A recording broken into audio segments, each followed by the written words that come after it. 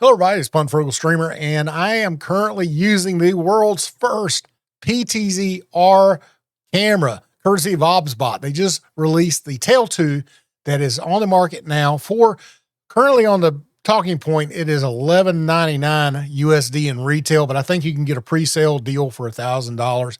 Also, they hooked me up and gave me a 5% discount code, Frugal. So if you are interested in this camera, you can get 5% off, which will save you a little bit of money on this camera. Now, I want to talk about this camera because it is really revolutionary when it comes to what it can do. So first of all, you are looking at the camera in 4K 60 going through HDMI 2.0.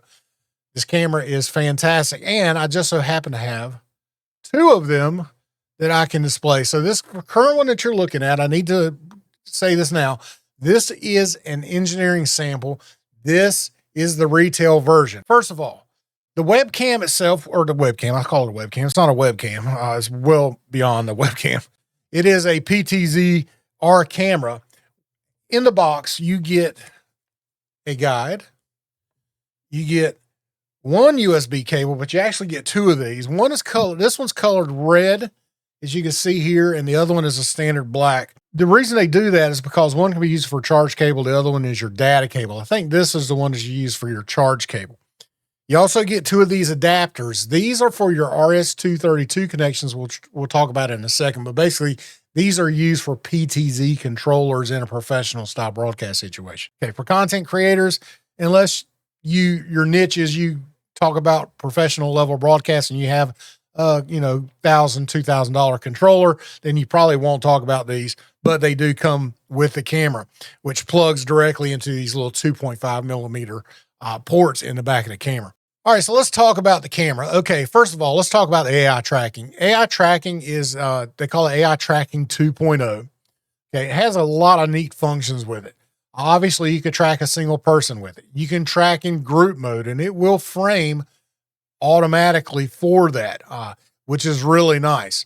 It also has this only me mode. And what that does is when you have that is it will literally, if you watch the phone, it will track through objects and try to maintain track on you in any small portion that it can detect of you. And it will kind of predict where you're going to move. And then when you become clear, then obviously the AI tracking will fully engage on your full body and it will reframe as necessary. It's a really nice feature. I like it a lot. Really helps in broadcast situations like in a church or a conference when you're around a lot of people. It really does help to maintain that. It also has the ability to do object tracking up to 200 objects and up to 30 different species of animal, which is really nice. You can also customize the tracking speed from slow to fast, including the gimbal movement. If you're manually controlling the gimbal, through the joystick control, you can control the speed of that. It also features this auto zoom capability from a 3x to 24x. Now, don't get that confused with the actual zoom capabilities of the camera, but in the app, that is the framing levels as you get from 3 to 24. And what that does is basically, as it tracks you, say, as my pastor across the stage, for instance, as he's moving around the stage, the camera's going to zoom and try to maintain the frame that you set based on that scale, and it's a sliding scale in the app that you would select. And I think it skips, it's in odd numbers from 3 to 5 to 7 to 9, up like that. It's a really nice feature. Auto zoom is a great option here, and it really helps save, a lot of work for a broadcaster. All right, so now let's talk about the image quality. So the image quality, you do get up to 4K 60 in this. You also do 1080p 120 through the HDMI 2.0 port, a full HDMI 2.0 port, and we'll get to that in a second. The optics is a 12-piece lens with a 1/1.5 inch CMOS sensor. It does have a 12x hybrid zoom. It has a 5x optical, and then the rest of that it incorporates the 4x digital zoom that came with the Tail Air and the Tiny 2. But combined, it gives you a 12x hybrid zoom, and I'm going to be honest with you, you would hardly recognize that you were using a digital zoom in combination with the optical. It really does look nice and crisp and clear. And that goes into account of the AI and the different processing that is now going on in the camera. It really does a good job at that. It has all pixel PDAF or phase detection autofocus. That is something that they introduced with the Tiny 2 Lite, and now you have that with the Tail 2, and the autofocus is fantastic. You also have dual native ISO for both low light and highlight situations that the camera will automatically switch between as it detects whether you're in a low light or highlight situation. The AI image signal processor, or ISP, does enhance the low light performance, and it uses a high sensitivity 2 micrometer pixel sensor to do that. So it's really nice. There is a note that the Tail 2 can capture 1080p at 120 FPS as raw footage, but they did make note that if you're going to do slow motion shots, that you got to, do the effects in post. All right, now let's talk about the PTZR function, because this is literally the world's first camera that does this, and this is really cool. And I want to demonstrate this by showing you the scene that I've got. So basically, this is the Tail 2, and this is currently in NDI mode. This is sending 4K 60 NDI over a wired connection. I have wired right now. It can also do it over Wi-Fi, but you just got to be a little more careful with that, because with Wi-Fi 4K 60 and you got interference and all that stuff, you may have some frame skips and stuff. But under wired right now, I'm doing 4K 60 and it's working really good. But this is what I wanted to show you. Okay, so pay attention as I'm going to put this in frame. All right, so now it is AI tracking me, as you can see. All right, so I'm going to, now this will do this not in AI tracking too. If it's just in standby, this will also happen. But I'm just doing AI tracking so it stays locked on me as I turn this. But watch what I do with the camera as I'm tilting it sideways. Right now, the lens is literally rotating inside the body of the lens right now. It stays horizontal, and I could do it fast. I could do it slow. And it stays and it tracks you. That is the R portion of the PTZR, is that the lens physically rotates in the body of the camera, which is literally awesome. Absolutely awesome. Another thing that it will do is for vertical content creators is the lens will literally rotate to a true 9x16 vertical, which you can then switch over using the Start app right now. I don't think it's in the OBSBot Center, but you clearly click a button. Now the picture is going to go away because it's in NDI mode, and it gives you a little warning on the app when it does that. I'm going to click, and it switched, and you're in true vertical mode now with this because the lens literally rotated. Okay, it is literally standing vertical right now. Absolutely sick, right? It's cool. There's just tons of options I think you could do with this. It's unbelievable. So I just switched it back, and now we're back to horizontal. Takes 3 seconds at the most, 2 to 3 seconds for it to turn, and then the NDI to re-engage, and you're good. So let's talk about some of the hardware features of the camera. Besides that, let's look at the back of the camera now. Okay. So on the back of the camera, and let me zoom in. All right, so on the back of the camera, which I've got a label here, currently this is a USB charging. You got 2 USB ports. You got one right here that's for data. You got one right here for charging.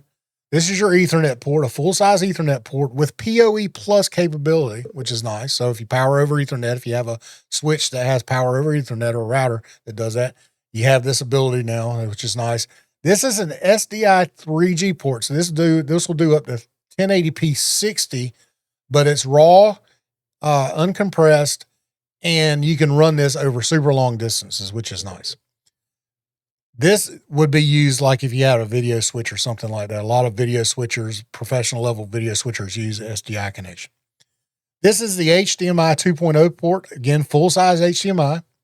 Then this is your 2 RS-232 ports that you can use for linking, serial linking controls together. So you can daisy chain these. You also have 2 audio ports for a mic level and a line level input. These are 3.5 millimeter.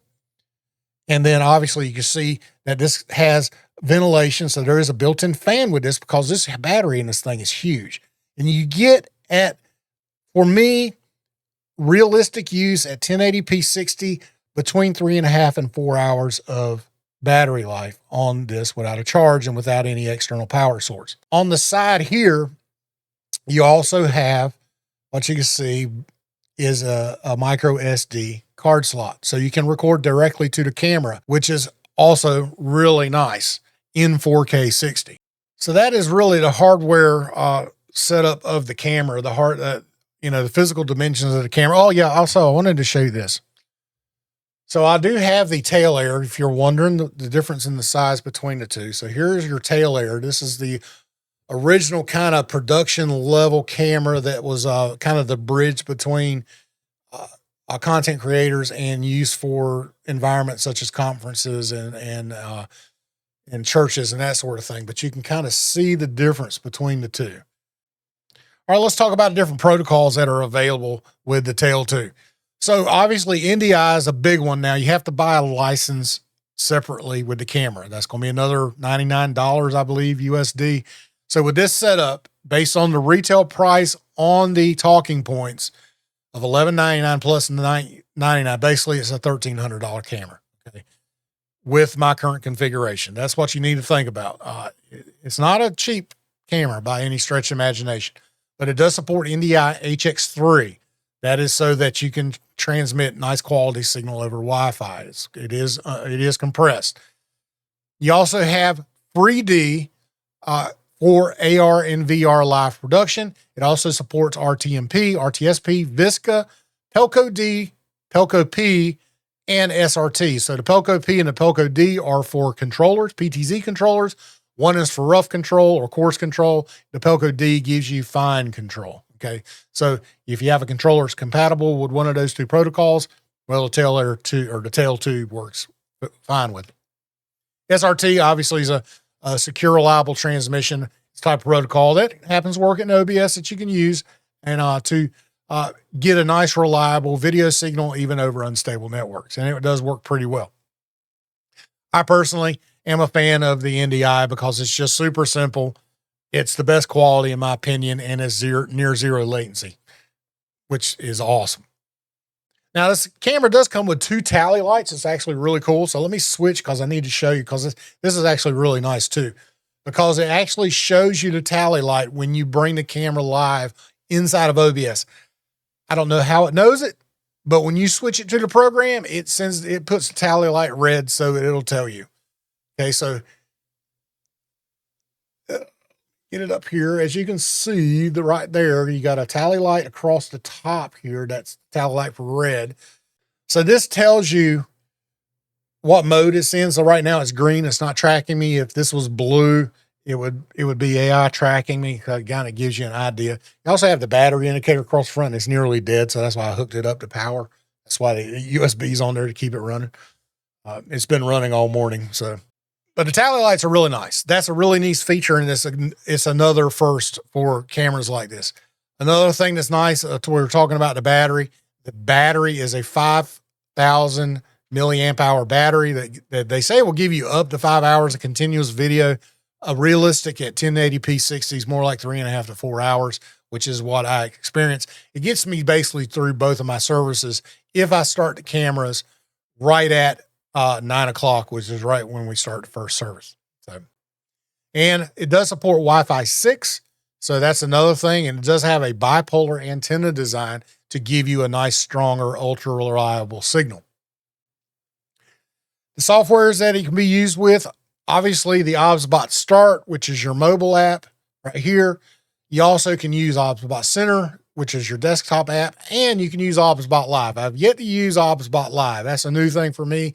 I've yet to test it, but I will do a dedicated video on that and incorporating the Tail 2s and the Tail Layer, because the Tail Layer and the Tail 2 is all part of this OBSBot ecosystem, which OBSBot is now building to really incorporate all their cameras. I also have Tiny 2 up here, so I'm going to be able to use all those cameras in this OBSBot Live. So we'll be able to demonstrate how that's going to work with all these cameras. Some of the cool features, you do get additional features like the dynamic composition lines, where you can really adjust how the camera is going to frame you based on how you set the composition lines.